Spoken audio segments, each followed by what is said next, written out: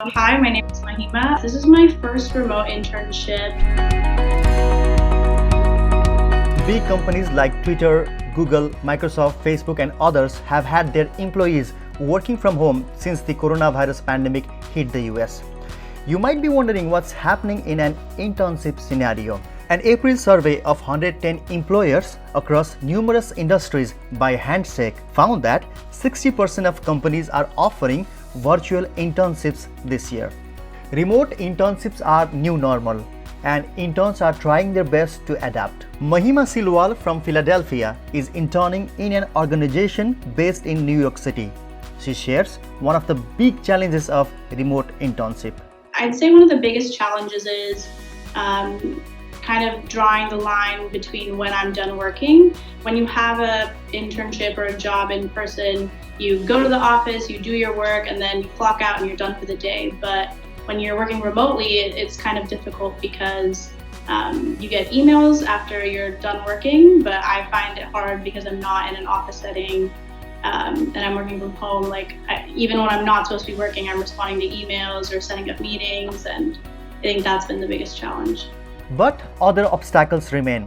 Jennifer Hernandez, who is currently doing 2 remote internships, says the networking opportunity is limited. I don't know that it's necessarily happening, I guess, because a lot of networking occurs at events that the company holds or just generally kind of mixers, and it kind of takes a lot of planning to do a Zoom meeting. I do think that if I had an in-person internship if possible, then that might have been something that would have occurred a little more naturally.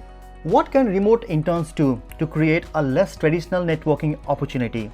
We asked a career expert, Emily Mithner, who is the founder of FindSpark, a networking agency for young professionals. Networking is just as important as it's always been, and for people who were not very comfortable with the online networking as much as in person, now is the time where everyone's really had to go outside of their comfort zone. Beyond that, interns should definitely be proactive in terms of looking up other people who are at the company on social media sites like LinkedIn or even within company directories, finding out who might be of interest for them to connect with over Skype, a Zoom, a phone call, and taking that initiative while they have an internship role to make a connection. As awkward as it might feel doing it digitally, it is the only option, and so it's important for people to take advantage of doing that. Besides this, Emily also talks about the importance of making your work known during the remote internship. The best thing that you can do is do a fantastic job at your internship and really make yourself known and make your work known. It's easy to potentially do things like sit there when you have nothing to do because you're too afraid or feel awkward about asking for more work, right? And I think that's something that you should push yourself beyond. Well, it seems like the remote internship is not going anywhere soon. So, for those who are trying their best to land in their internship, Jennifer has an advice for you. What I would say to someone is just keep emailing, keep applying.